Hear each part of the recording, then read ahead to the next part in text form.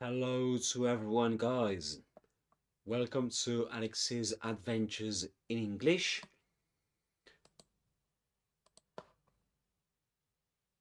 Welcome to part 2 of episode Speak Like a British Wizard, Harry Potter Shadowing. In part 1, we analysed the very first sentence in the story. In the story introduction, and let me play it to you. Let me play it for you guys. There was nothing about the Starry. Just give me one sec.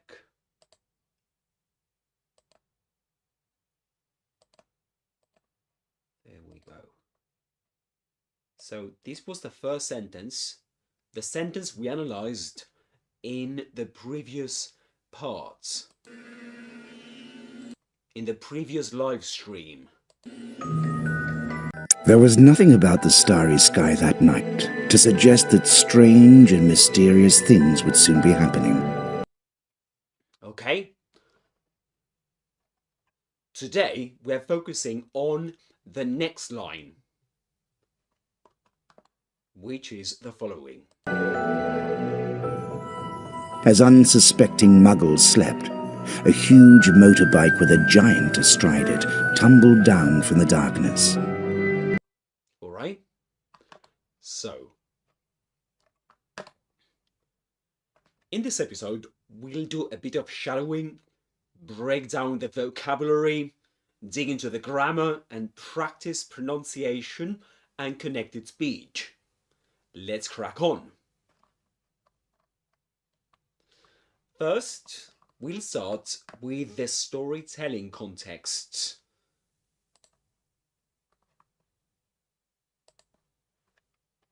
Okay, first, the storytelling contexts.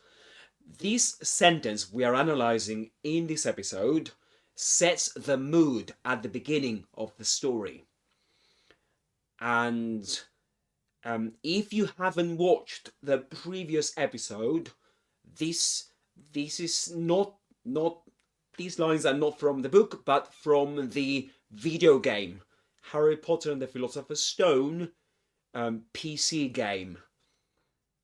And these two lines, the line we analysed in the previous live stream and this line, both belong to that game. Okay? So, going back to the storytelling contexts, this line and this sentence we're focusing on today sets the mood at the beginning of the story. Again, right? Let me say that again. The first part of the sentence shows how ordinary life continues peacefully. And let me show that to you. So that first sentence is actually the first parts of the sentence. That's what I meant to say.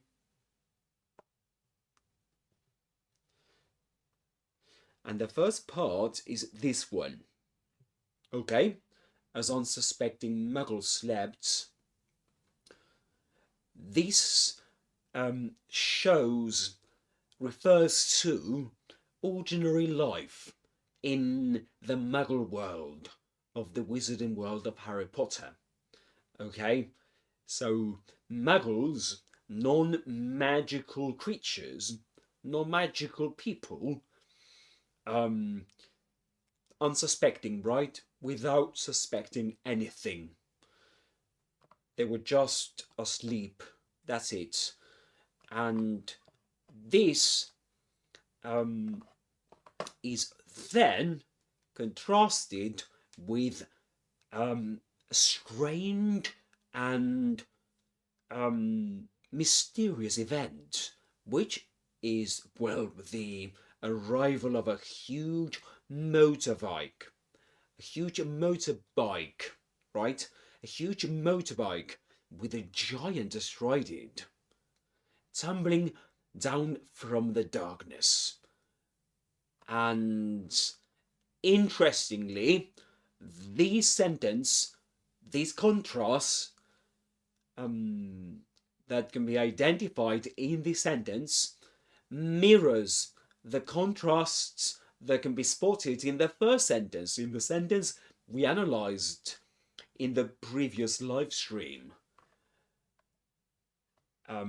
First, we've got the calm setting. There was nothing about the starry sky that night. Okay, that's in the first sentence, the first part of the first sentence. And let me show that to you. Okay, we've got the first parts of the first sentence.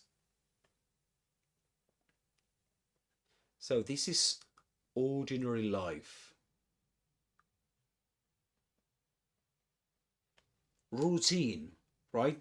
Nothing weird about this starry night, this starry sky. Okay? That night. But then we are told that strange and mysterious things would soon be happening. This foreshadows what's going to happen in the story, which means that it anticipates. It gives you a clue about something that will happen later on in the story. Foreshadows.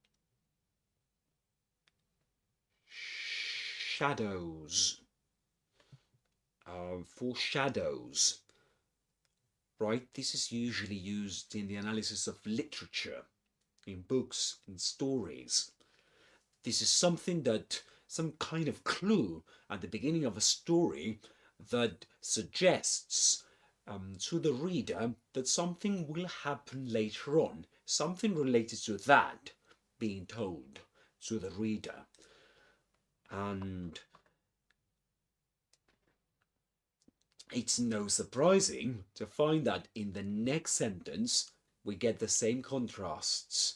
We get this is ordinary life, you know, Muggles sleeping, and then we've got in the second part of this sentence, we've actually got a motorbike with a giant astride tumbling down from the darkness.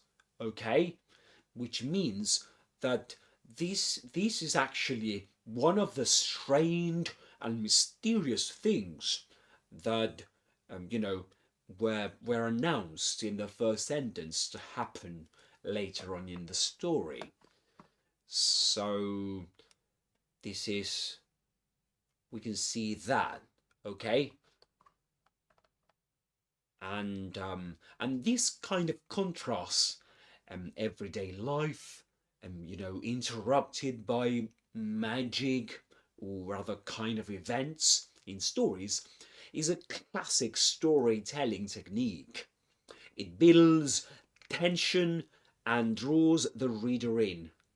Okay, that's what it does. And it's quite useful for storytellers in general. That's what J.K. Rowling does here.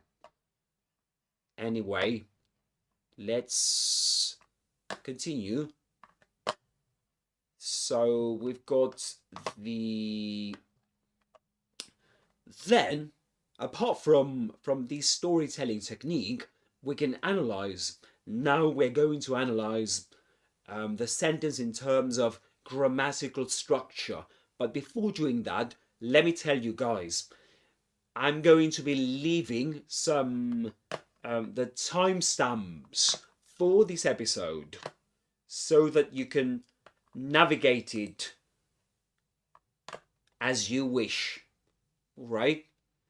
So I'm going to leave that later on so that you can go skip the parts you're not very interested in or you're not interested in at all, okay? And you'll be able to see what you're being offered during this episode. Okay, going back to the analysis of the grammatical structure of the sentence. And let me tell you something. Why is it that I'm doing this if this episode is actually about shadowing? You know, before doing that, what I want you to be able to do is to understand what the sentence is all about, understand its background, what it means, what's the function of this sentence in the story, what the key vocabulary means, you know, and the pronunciation and rhythm of the sentence. And by the end of this episode, we'll be shadowing together. We'll shadow the sentence together. But to get there, first you need to know other things. Okay, let's move on to the structure of the sentence. We're going to do it not a very complex analysis. We're going to do so basically we've got two clauses, and if you have seen my previous episode, part 1, you'll know what I'm talking about when I mention when I say clauses. A clause is a unit, a grammatical unit that So a clause is a grammatical unit made out of or containing a subject and a verb at least. Of course, there are other elements, but these are the basic constituents of a clause.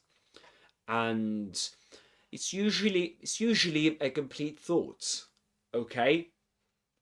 Somebody does or did something, usually in that way. So we've got two clauses here, and to cut a long story short, we've got a subordinate clause. This is a subordinate.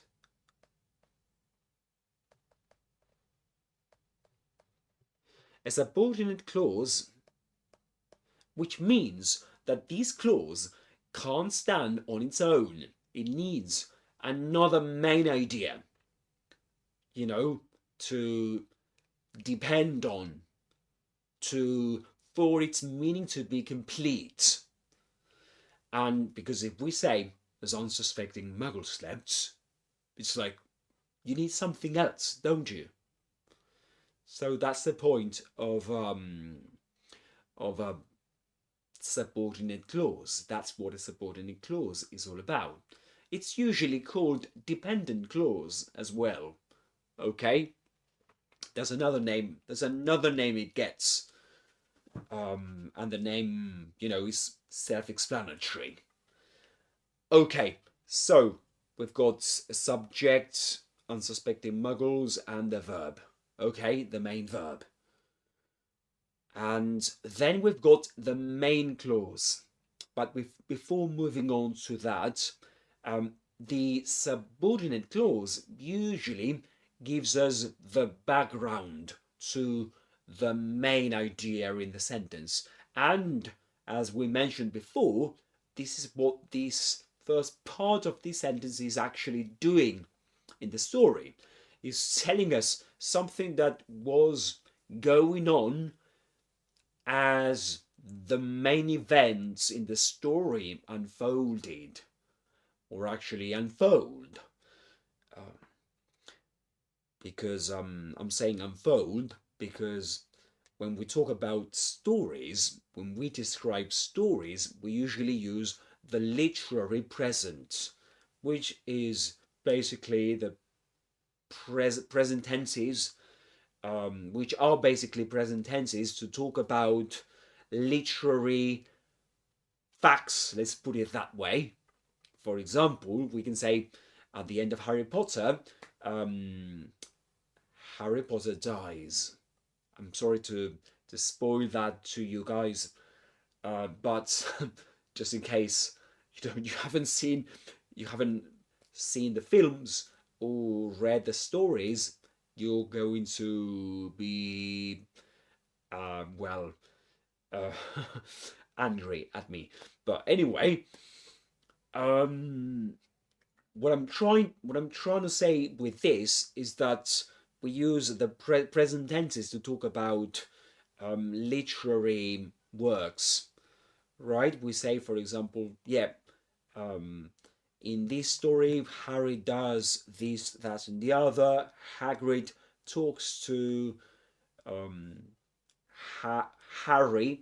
Hagrid talks to Harry, and but of course, if we are actually narrating the story itself, we use usually past tenses, such as the simple past, as we do here.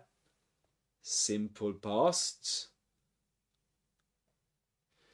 and the simple past again in the main clause.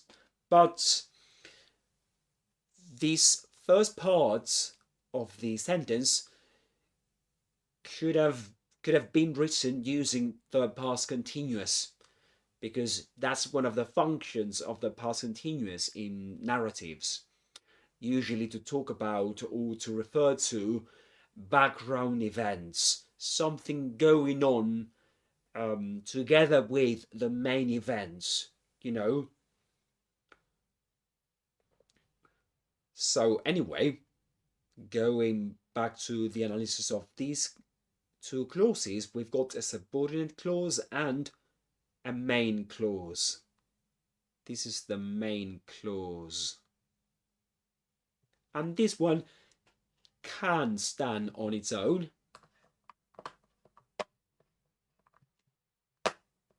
So this one can stand on its own. That's the main difference between this one and the previous and the first parts. A huge motorbike with a giant astride it tumbles down from the darkness. But yeah. Okay. What else can we say about it in terms of grammatical structure?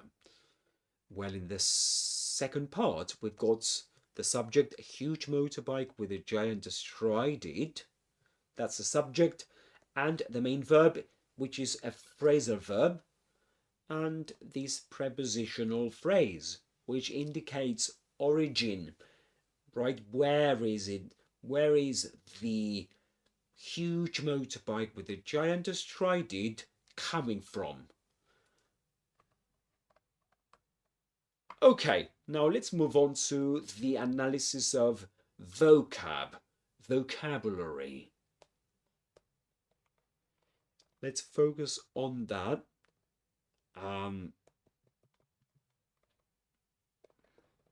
Which is always useful to do. Okay, so unsuspecting.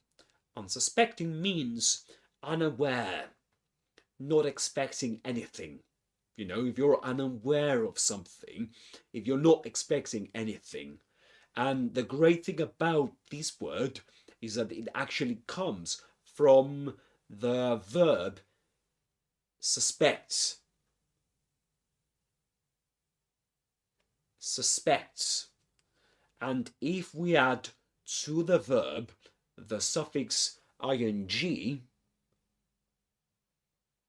if we add ing to the verb, we get suspecting.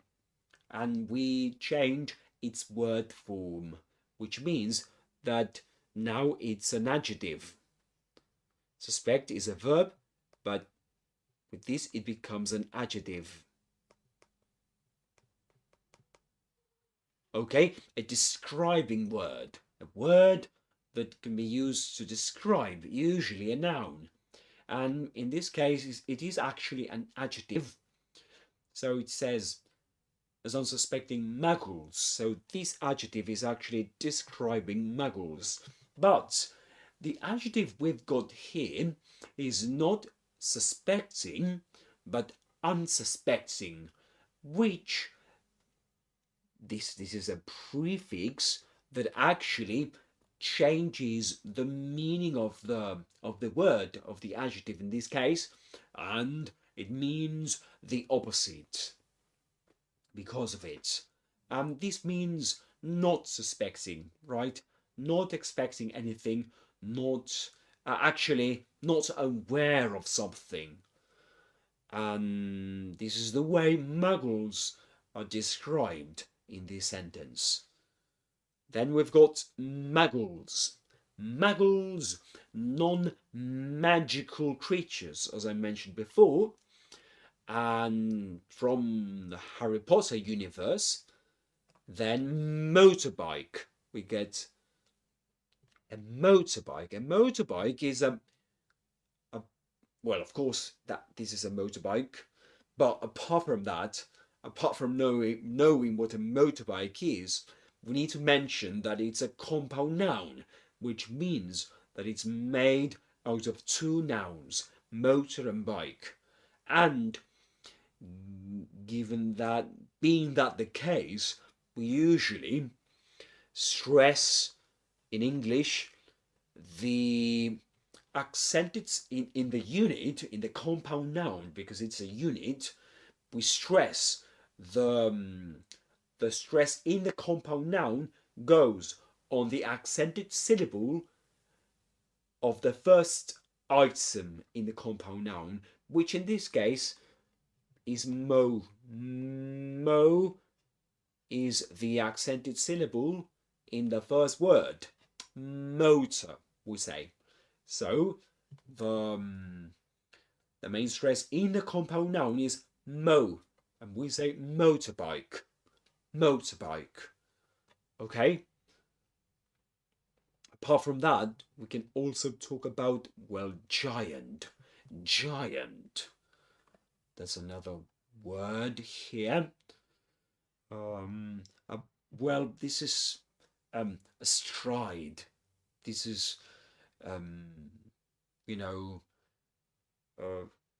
not very common, not a very common word. Astride. Astride, in this case, this is accented there. Astride. Astride. It actually means sitting with one leg on each side, like, riding a horse or a bike or a motorbike in this case. And then tumble down. Tumble down is a phrasal verb again. Let's repeat that. And it means to fall uncontrollably. Okay, it's a fall without controlling your body.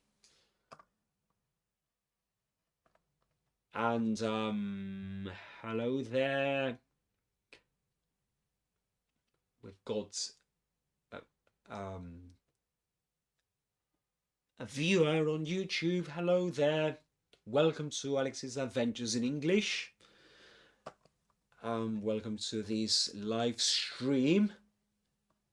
Remember that after this live stream is over, I'm gonna add timestamps below, right, in the episode description, so that you can skip the parts you're not very interested in, and that'll help you navigate the episode.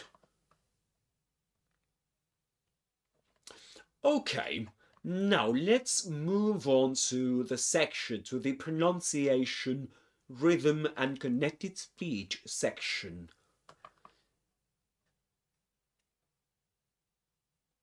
To do this, we're going to first, let's delete all this, and we're going to focus on chunks within the sentence. Okay?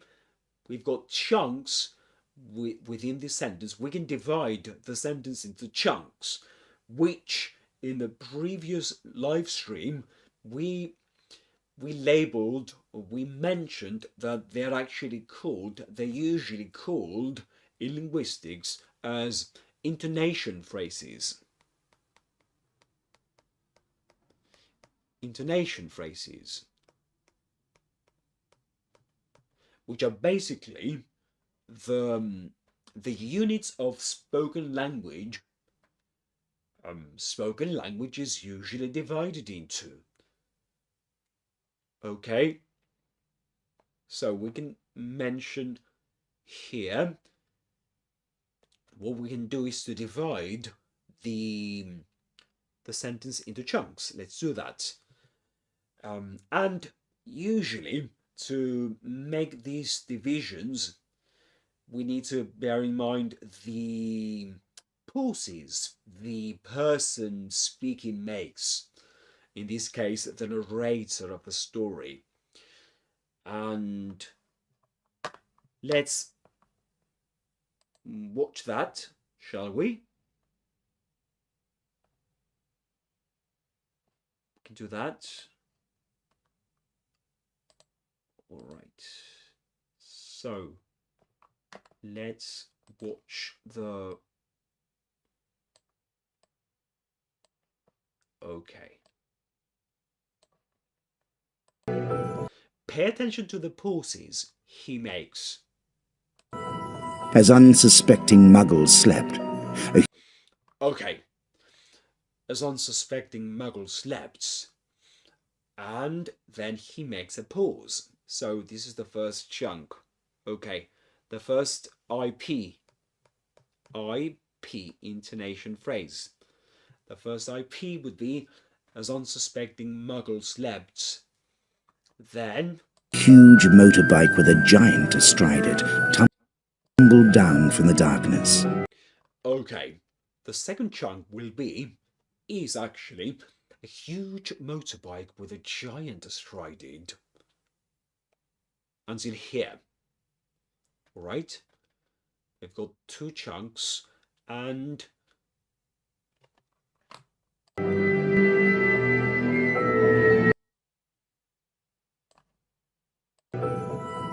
As unsuspecting Muggles slept, a huge motorbike with a giant astride it tumbled down from the darkness. Okay, so this is the third chunk. And within these chunks, we can identify a certain rhythm. Okay?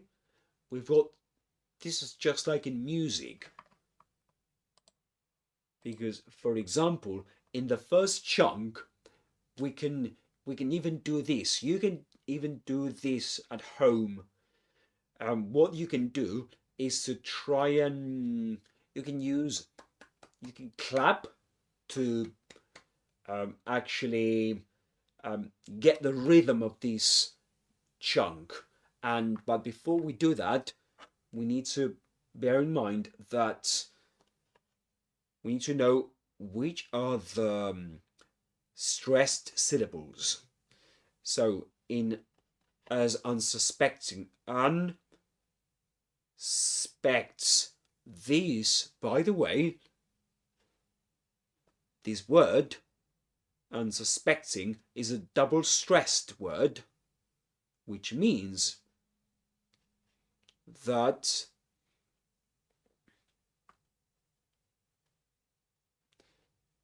a double stressed word is a word with two stresses, which means that it's not like, for example, Muggles. The word Muggles has two syllables, Muggles, and the stressed syllable is ma. Okay, we say Muggles, Muggles. That's only one stress, one stressed syllable, but unsuspecting has two stressed syllables. Unsuspects. Sorry, unsuspects, those two. And when a word has more than one stress So when a word has two stresses, two accents, two accented syllables, one is the primary accent and the other is the secondary accent. So the primary accent in unsuspecting is this one, unsuspecting, unsuspecting, and the secondary accent is un. So as unsuspecting, and we get this shape as unsuspecting, okay, as unsuspecting, okay, as unsuspecting.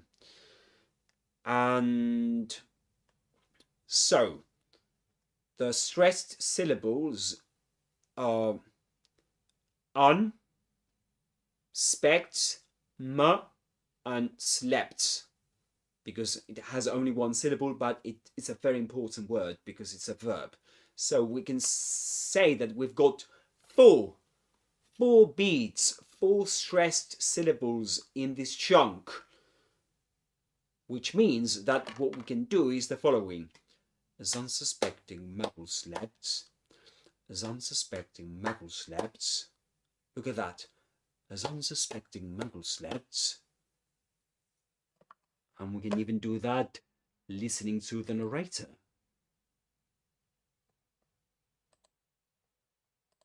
Let's try and do that listening to him,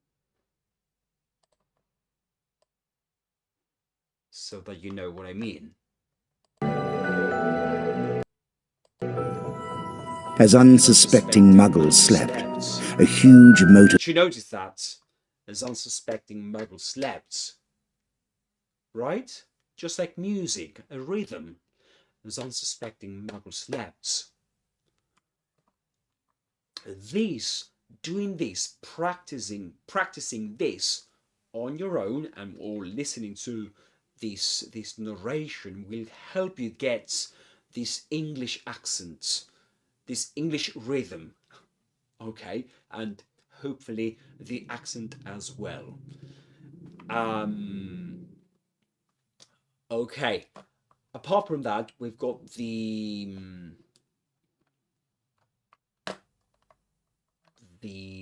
second chunk, which is a huge motorbike with a giant astride it. A huge motorbike with a giant astride it. In this case, this is a special... Mysterious things would soon be happening. As unsuspecting Muggles slept, a huge motorbike with a giant astride it. So... Suspecting Muggles slept, a huge motorbike with a giant astride it. A huge motorbike with a giant astride it. A huge motorbike with a giant astride it.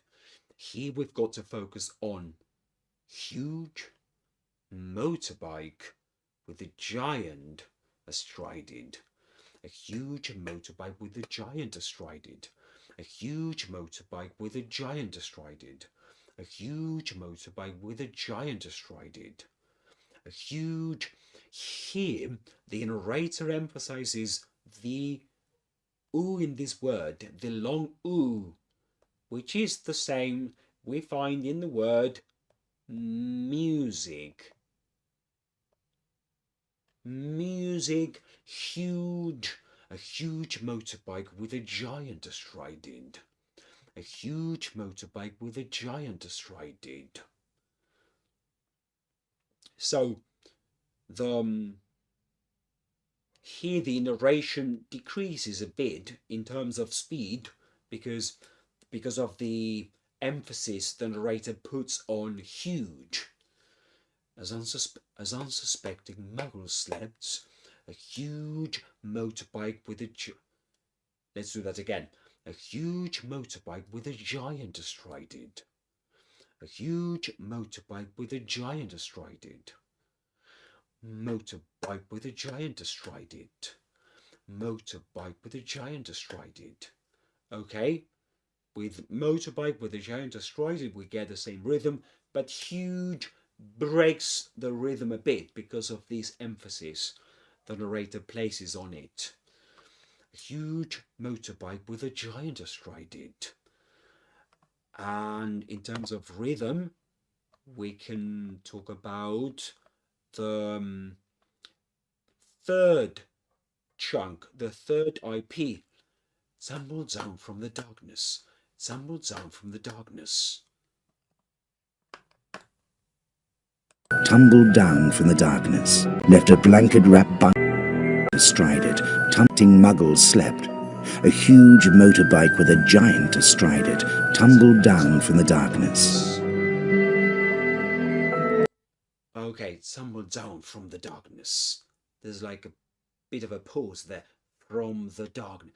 Tumbled down from the darkness. Okay. So here we've got some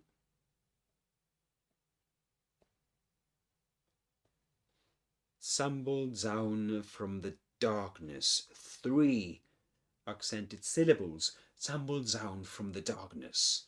And we need to pay attention to those syllables when we pronounce the sentence, when we pronounce this chunk. So, as unsuspecting Muggles slept, a huge motorbike with a giant astride it. A huge motorbike with a giant astride it. A huge motorbike with a giant astride it. And we can even mention that bike here, even though it's a compound noun and that the main stress goes on mo, a bike also gets,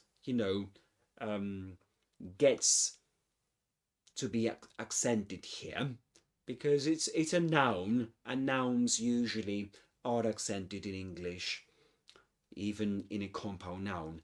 Motorbike with a giant astride it. Motorbike with a giant astride it. And this word, a motorbike with a giant astride it. Motorbike with a giant astride it. Motorbike with a giant astride it. Motorbike with a giant astride it. A huge motorbike with a giant astride it. Tumbled down from the darkness. So we could say that we get 4 beats here in the second chunk and 3 in the last one. Right? This is to help you get the rhythm you hear. Okay.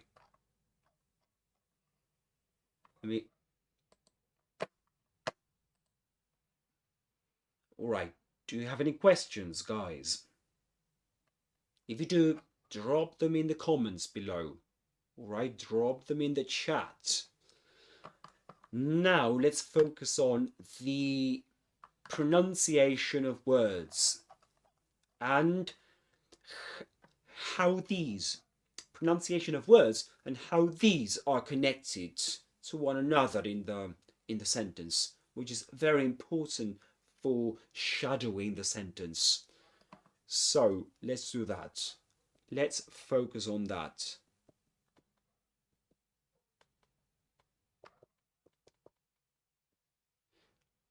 Okay, maybe we can do the following. Let's focus on that, but in a different extracts, in these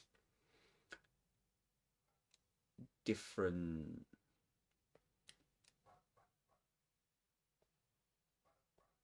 okay, let's focus on these chunks, but here, not in the previous page. Alright, as unsuspecting Muggles slept, we're nearly there, guys. Bear with me. Which means, yeah, be patient. And we're nearly there. We're nearly to the point of shadowing the sentence. So, here comes something quite interesting in as unsuspecting. The final z in the word as. This is a schwa, right? A small sound, which is very, it is highly frequent in English. As unsuspecting, and this word, this syllable actually, the vowel sound in this syllable rhymes with fun.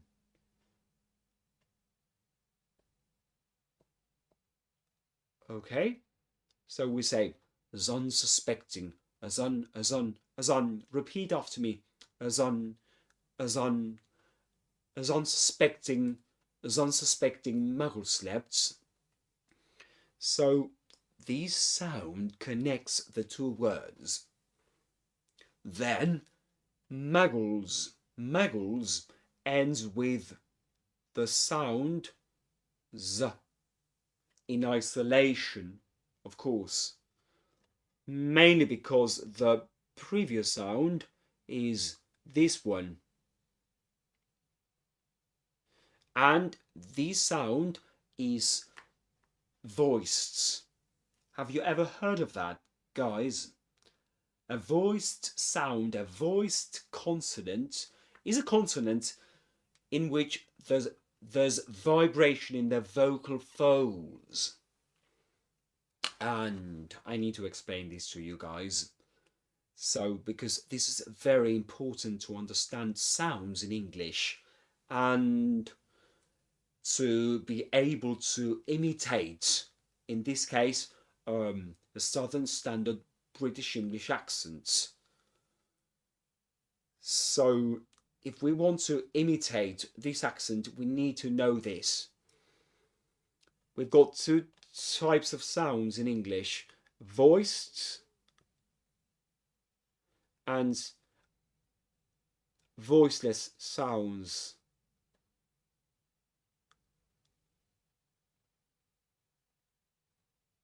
So voiced and voiceless sounds. Voiced sounds are those produced with vibration here in the throat.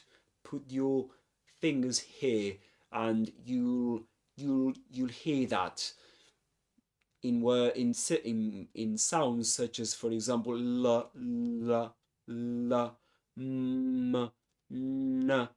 In this sentence we get many voiced sounds such as n, n. Vowel sounds are voiced: o, o, u. And sus, we get m, m, m, m, g, g, g, g. Muggles, z, z. This one is voiced too. But there are other types of sounds that the other type, how shall I put it, a different way of pronouncing sounds is by not producing this vibration in the vocal folds, and these sounds are called voiceless, right? And you get, for example, in this sentence, you get, for example, p, p, p, p, p, s, s, s, s, s, p, suspect, t, t, t. No vibration in the vocal folds, okay? And this is very important. Why? Because they usually come together. Voiced plus voiced sound. Alright? They usually come together. And that's why in the word muggles, the final S letter is pronounced as Z, because L, this one is voiced. There's a vibration in the vocal folds. Muggles. But, and this is key, guys, this is very important, in Muggle slept, the next word, slept, begins with a voiceless consonant. With this one, s, s, s. And what happens when two words, one ending in z and the other beginning with s? I mean, what happens when these two meet? Well, actually, let me describe this in a funny way. It's like the first sound in the last word, in this case s, s, transforms the previous sound. Let's think about zombies, for example, right? Imagine that the s here is a zombie. This one is a kind of zombie sound, okay? Imagine that. You can do that. Yeah, it's a kind of zombie. Okay? So, this one, guys, when the previous one is, well, a normal human being, let's think about it in that way, gets too close to the zombie, to him, or to it, let's put it that way, because it's not alive, it's a zombie, this S zombie sound will transform the previous one into another zombie. Okay, let's suppose that this was a regular guy. But once it gets too close to the zombie sound, it turns into another zombie. And so the zombie wins and you get two zombies. But actually, in English, what you get is like the two zombies combine and you pronounce only one of them survives. Let's put it that way, because in Muggles slept, you pronounce only one s sound but longer, and you say Muggles slept, Muggles slept, Muggles slept. Can you hear that? And we can check this by listening to the story. Okay? Pay attention to it. And pay careful attention to what the narrator says. As unsuspecting Muggles slept. Muggles slept. Muggles slept. Okay? Muggles slept. So this is a way of linking words in English. And this is called, this is an example of regressive assimilation of voice. Why regressive? Because it comes from to back, from right to left. It regresses, right? And it's usually called anticipatory assimilation, in the sense that when we get to, before we say Muggles, we anticipate the following sound, the beginning of the following letter, right? And we turn the last sound in the word, which is a Z sound, into a S sound. And we say Muggles slept, Muggles slept. And we get to pronounce this as if it were one word, right? Muggles slept, Muggles slept, which creates that sense of, you know, smoothness, continuity, connection in English. This is connected speech, right? So we get from, hello guys in the chat, hello, thank you for joining in my live stream. I hope you're enjoying it. And I was about to tell you guys that you can introduce yourselves if you want to. That'd be great. Hi guys. How are you? How are things your end? And where are you watching me from, if you want to tell me, of course. Watching me from. You can briefly introduce yourselves, guys. That'd be great. That'd be an honor to me. And you can ask me any questions you've got, which would be great, of course. And okay, I was about to tell you that, look at these guys. In this chunk, as unsuspecting Muggles slept, instead of saying as unsuspecting Muggles slept, we get from 4 words, we kind of pronounce 2 words. Oh, I hope I'm pronouncing your word correctly. Murad Sahinkaya. Hi, from Turkey.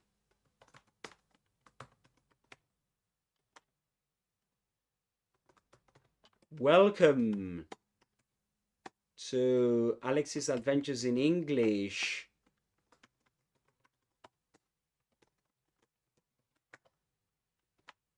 How are you today?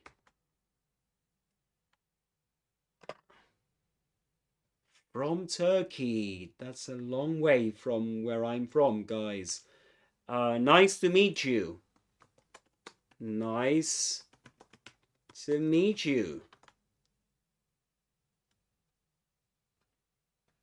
You're welcome. You're welcome.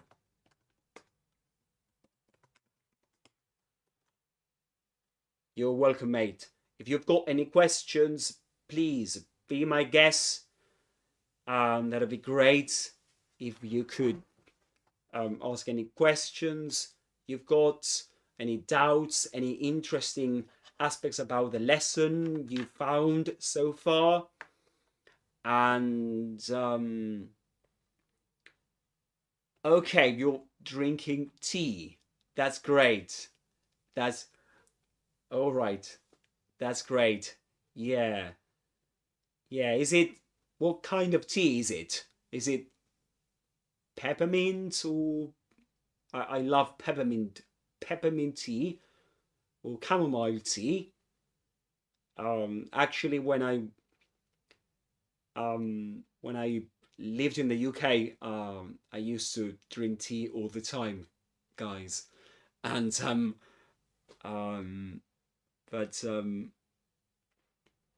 lovely to hear that, Murad. And please tell me if I'm pronouncing your name right. I hope I am. And so thank you very much for participating and for joining this live stream. And so I was telling you that what is your favorite character in Potter novel? Oh yeah, Turkish tea. Turkish tea, thanks. Okay, Turkish tea. Oh, lac. Is it lac Turkish tea? Yeah, I need to try that one. And what is my favorite character in Potter novel? That's a great question. That is a great question. My favorite character is... Oh, that's a tricky question. That's a difficult question, I have to say. But one of my favorite characters, if I'm honest, I have to say Severus Snape. He's one of my favorite characters. I guess that's, and of course, Harry Potter is another of my favorite characters. What about you? What about you guys in watching this live stream? Do you have a favorite character? And if you do, you can mention that in the chat. We can even vote to. Good, says Murad. Yeah, Severus Snape, Harry Potter. Of course, Hermione has a lovely accent. I usually love, well, all of them have a great accent, don't they? But what about you, Murad? Who's your favorite character? And but yeah, Severus Snape is a great character, just like Harry Potter, and especially when I think it's in the last film where Harry Potter and the Deathly Hallows Part 2, where Severus Snape delivers the speech mentioning that Harry Potter has been spotted in Hogsmeade. I think that's one of my favorite speeches in the saga, in the Harry Potter saga. I'm not sure if you remember that one. Yeah, Harry Potter has been sighted in Hogsmeade. No. And then he continues. That's great. I'm not sure if you remember that scene. But yeah, yes. So do tell me, Murad, do you have a favorite character? And you guys watching, do you have a favorite character? And I'm actually planning to shadow. Oh, Dumbledore. Oh yeah, Dumbledore. Of course. And one of the yeah, I really love the Dumbledore of in Fantastic Beasts and Where to Find Them. You know, Jude Law, that one, guys. That's great, isn't it? Dumbledore. Actually, Jude Law has a great accent in English, and that Dumbledore, the one performed by Jude Law, is great, just like the original Dumbledore in the other films, right? But just saying that. I'm just saying, guys. So yeah, and I was telling you that I'm planning to release some shorts based on shadowing these characters, you know, from Harry Potter, and it would be great to shadow Dumbledore or any other or the other characters, right? That'd be great, absolutely. Would you like that, guys? And yeah, so yes, great films, guys, great, absolutely. And so whenever you watch the films, guys, pay attention to these, to what we've been discussing in this live stream session. Pay attention to how they connect words, right? Pay attention to that, because they do that all the time, you know. And as I mentioned before, in the chunk, in the intonation phrase, as unsuspecting Muggles slept, you get to pronounce two words in a way, right? Because you say, as unsuspecting Muggles slept, okay? So that's why it sounds so connected, right? It's like a unit. So you get as unsuspecting Muggles slept, as unsuspecting Muggles slept, and when you get to unsuspecting, you go straight into m, Muggles. As unsuspecting Muggles slept. As unsuspecting Muggles slept. And in that way, you get to put the 4 words into one unit. As unsuspecting Muggle slept, which is absolutely great, isn't it, guys? That's the magic of English. But thank you very much for sharing, Murad. Thank you very much. That's very kind of you. And yeah, absolutely. Thank you very much for that. Okay. So, guys, we were saying that please be my guest. Do drop any comments in the chat. That'd be great, guys. In the meantime, I'm going to tell you a bit more about the following chunk. How we can connect, okay, the words, the individual words. We say, for example, a huge motorbike with a giant astride. Would you like to listen to the narrator once again? That'd be great, wouldn't it?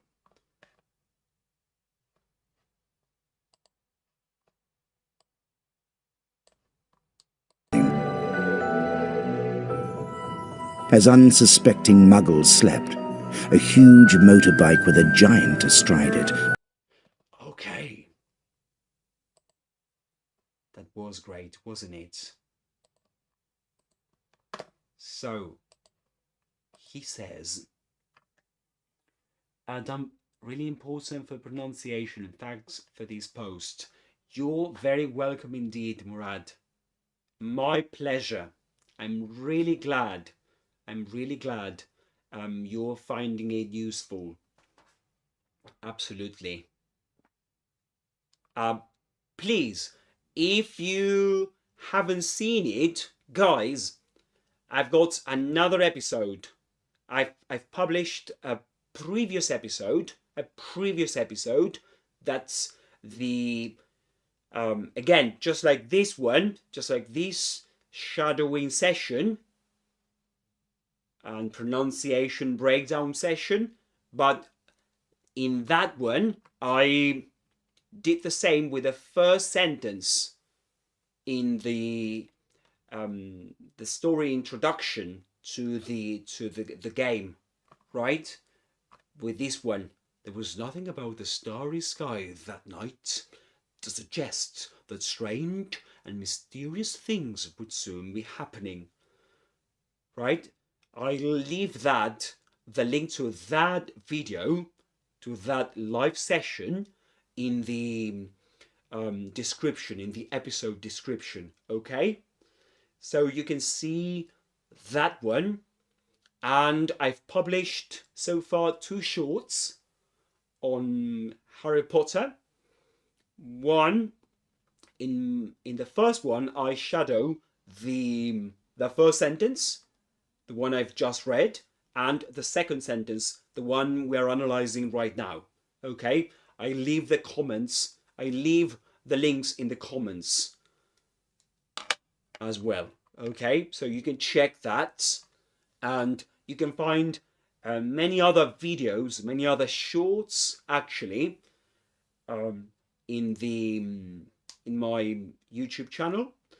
Many other shorts where I shadow some difficult words to pronounce in English, such as, for example, the word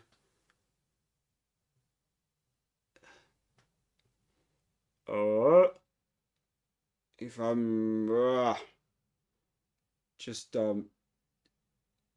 yeah, the word Q,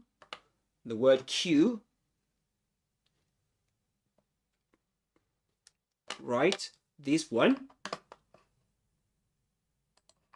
we actually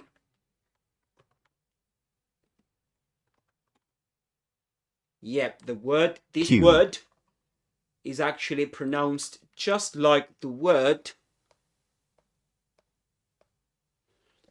Q. Okay, or just like the letter Q. Okay, so that's actually that I've got one short on that one, which is a difficult word because it's got like 4 extra syllables in it. These 4, but you only pronounce the first letter.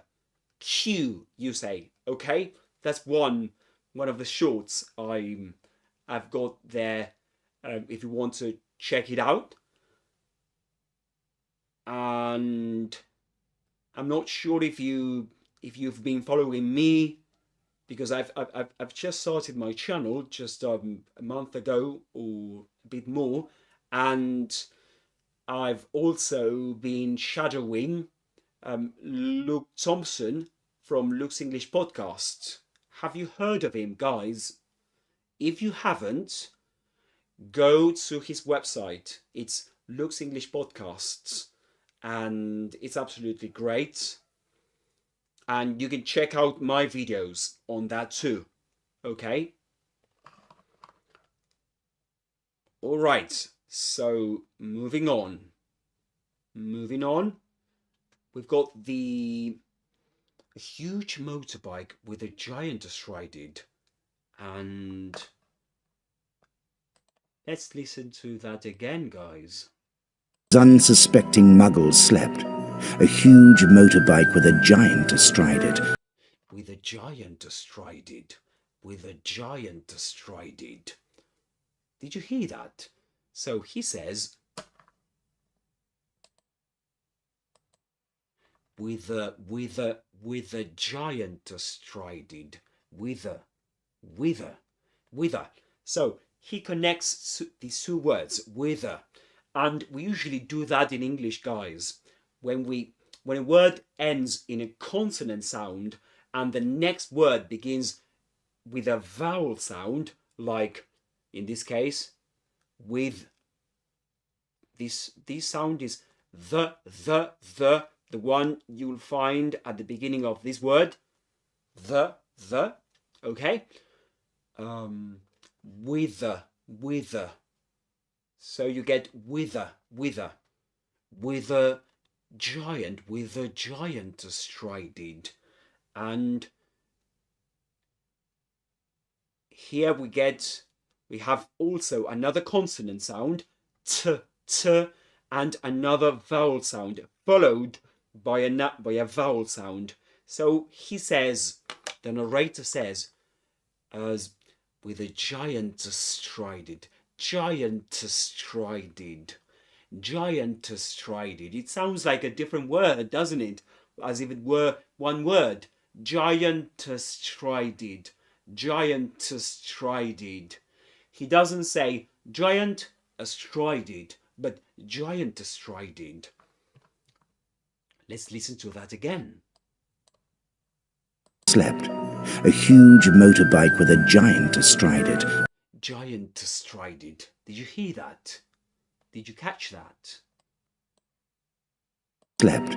A huge motorbike with a giant astride it. And then he connects because the word astride in pronunciation, in terms of pronunciation, it ends with a z sound. This one is not pronounced, the E, okay? We say astride. And what he does is this, astride it. He connects this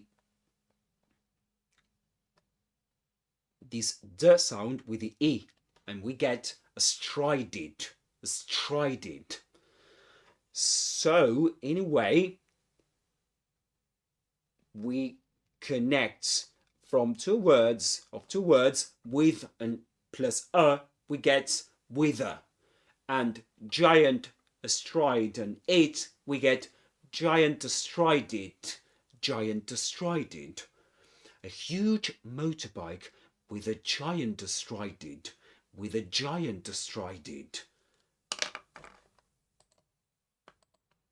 Okay, so you get with a giant astride it. Isn't that great? And so again, thank you very much, Murad. Really appreciate it. And by the way, guys, before I forget, I'm gonna keep posting videos like this. So if you're enjoying these, guys, follow me for more, guys. Follow me for more. Support my channel. That I really appreciate that, guys. This is I really enjoy these, guys, and I hope you're enjoying this as much as I am. So we've got this a huge motorbike with a giant astride it. So we've got 1, 2, but we get only one. A huge motorbike with a giant astride it. 1, 2, 2, 3, but we pronounce this as one word, with a giant astride it. Okay, and in huge, we pronounce this word with the same syllable, the same vowel sound as in music. A huge music. Okay, and the narrator here, what he does is to emphasize how big the motorbike is in the story, because it's amazing, right? That imagine that the Muggles, the unsuspecting Muggles, are actually asleep, or sleeping, and suddenly a huge motorbike comes out of the blue. Okay? Comes actually from the darkness. So this huge motorbike with a giant astride it. And then, guys, we get tumbled down from the darkness. And in this case, the final z in tumbled, this one we don't pronounce it. We say tumbled. Check this out, guys. The l in tumbled is in quality is different from, for example, saying love. This is tumbled.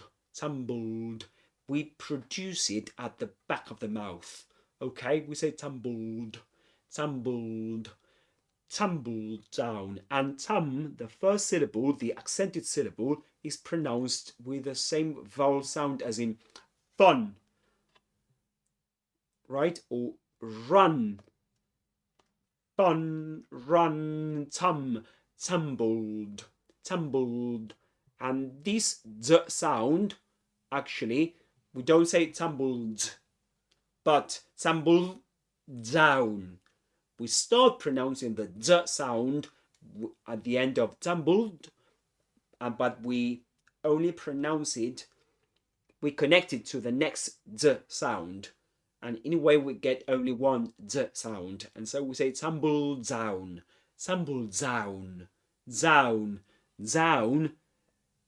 This rhymes with brown, right? Brown found. The past simple, the simple past form of find.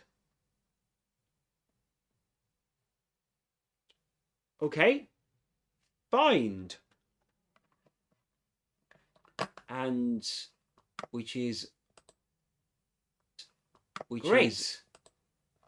Isn't it? Great. Isn't it? Great. Isn't it? Great. All right, isn't it? There we go. Great. All right, isn't it? So,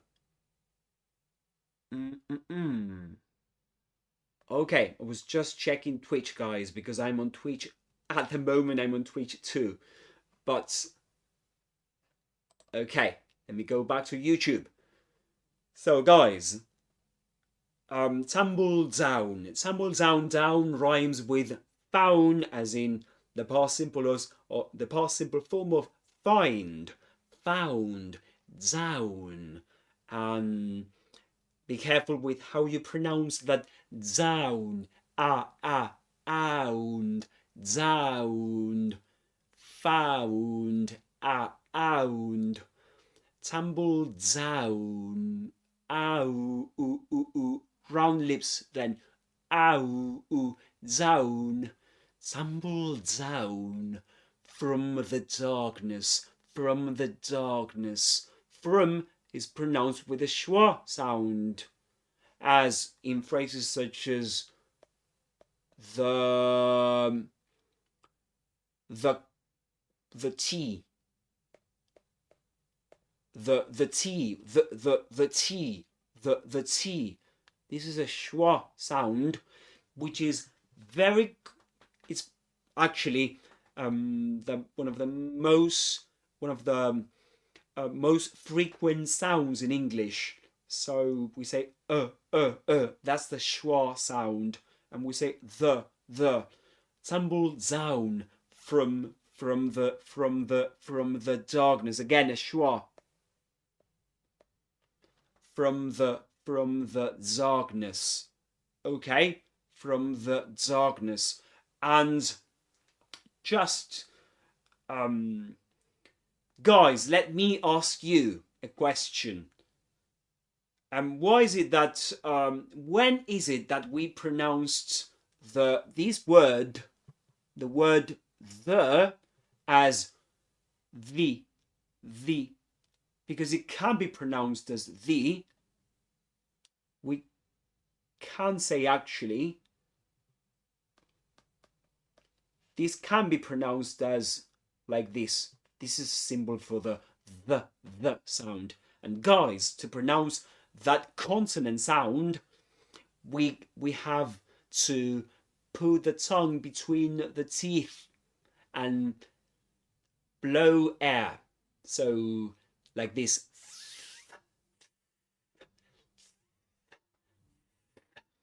As if pronouncing a s sound or a f sound, okay?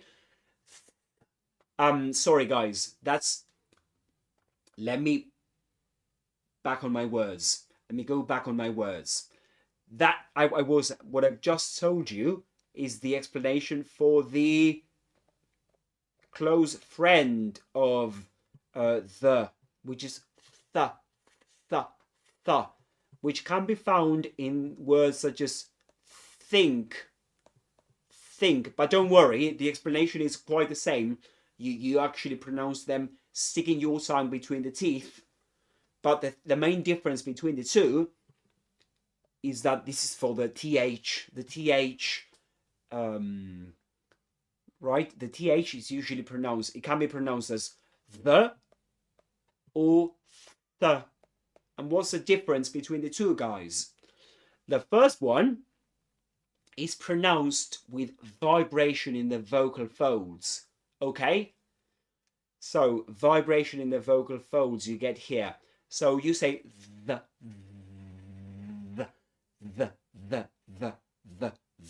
But the second one is think. No vibration in the vocal folds, all right? So in this case, we say think. And going back to the question I asked you guys, do you know when you say the instead of the? Because you can say the. This one can be pronounced as the, like this. The. Do you know, guys? Leave your comments below. You can drop your answer in the chat if you want to. That'd be great. So, well, I give you some minutes so that you can do that if you want to. And maybe you can pause this when you go back to the video posted, on my channel, because I'm going to post this as a video and I'm going to include timestamps. Okay, don't forget about that, so that you can skip the bits you don't want to watch and go to the bits you do want to watch. Okay, but to give you the answer to this question, we say the before consonants in connected speech, of course. That's why the narrator says the darkness, from the darkness, from the darkness. Okay, because z is a consonant. The word darkness begins with a consonant sound. But if, let's suppose, if we say the apple, the apple, the apple, in this case you say the apple, the apple, right? The apple, because the next word begins with a vowel sound. Okay, the sound, apple, the apple. All right, going back to from the darkness. Darkness, the first syllable is pronounced with the same vowel sound as star. And if you saw the first live stream, there's another word pronounced with the same vowel sound. This one, namely, starry. This one with a long sound in English. Starry. And here we say darkness. And the final suffix is pronounced with a schwa. Alright, guys. Now let's move on to shadowing, right? Shall we do that? Alright, so let's shadow this sentence into chunks. We're going to focus on, okay, too many things on the board.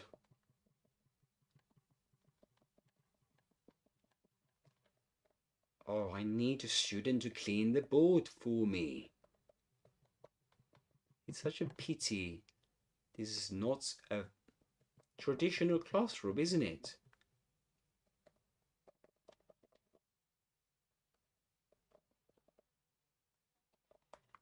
All right, let's move on. Now, we'll do the following, guys. We're going to do as unsuspecting Muggle slept. Yeah. Okay. We're going to listen to, watch actually, the narration, watch the clip, okay? And listen to the narrator. And after that, we're going to shadow the narrator. Of course, paying attention to everything we've discussed so far in this live stream session.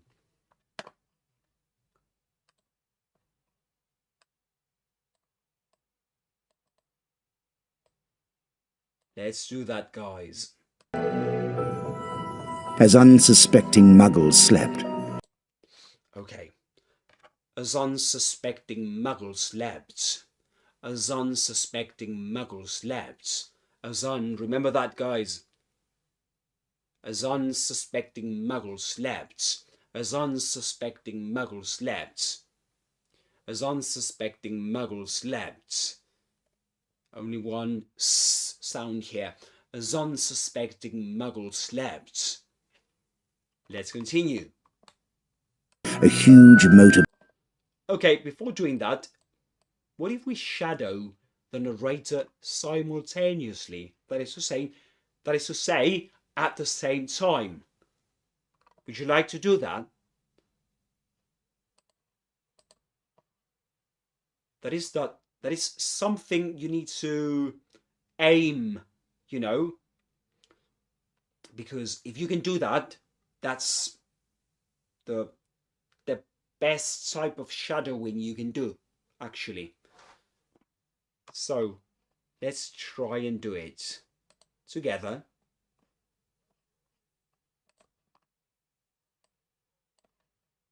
By that night, to suggest that strange and mysterious things would soon be happening. As unsuspecting Muggles slept. Okay. As unsuspecting Muggles slept, a huge motorbike. Okay. Muggles slept, a huge would soon be happening. As unsuspecting Muggles slept, a huge motorbike. Okay. As unsuspecting Muggles slept. As unsuspecting Muggles slept. Let's continue. Slept, a huge motorbike with a giant astride it. A huge motorbike with a giant astride it. A huge motorbike with a giant astride it. And yeah, so a huge motorbike with a giant astride it.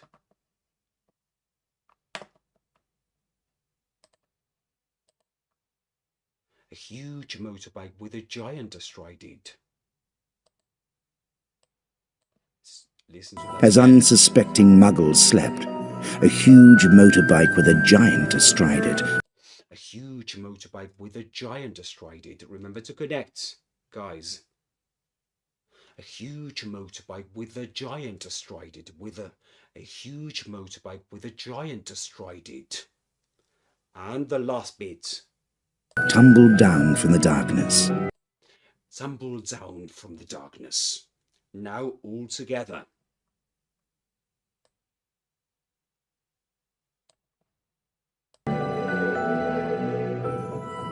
As unsuspecting Muggles slept, a huge motorbike with a giant astride it tumbled down from the darkness. Okay.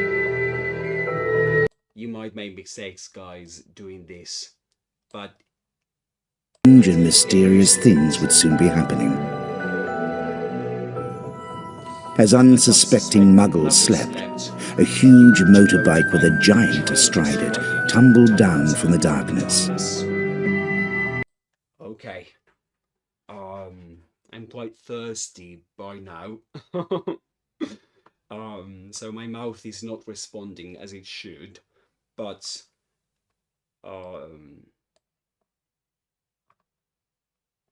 that's the idea, guys. So, as unsuspecting Muggle slept, a huge motorbike with a giant astride it tumbles out from the darkness. Okay? That's the sentence. And that's what you need to do, guys. Alright. Remember, first say it slowly, then build up speed. And today, and as you do that, focus on stress-timed rhythm, linking and assimilation, as we discussed today, and the pronunciation of each word. Okay? Okay, guys, there we go. From one magical sentence, we got a lot of things today, didn't we? When the sentence set the scene with storytelling. We could break it down grammatically. We explored key vocabulary. We analyzed the rhythm, pronunciation, and connected speech. And finally, we practiced together. We practiced shadowing together. Okay? Next time, we'll break down the next sentence in the introduction, which contains the iconic line, Harry Potter, the boy who lived. Until then, keep speaking like a British wizard, guys. And see you soon. guys, thank you for joining Alex's Adventures in English.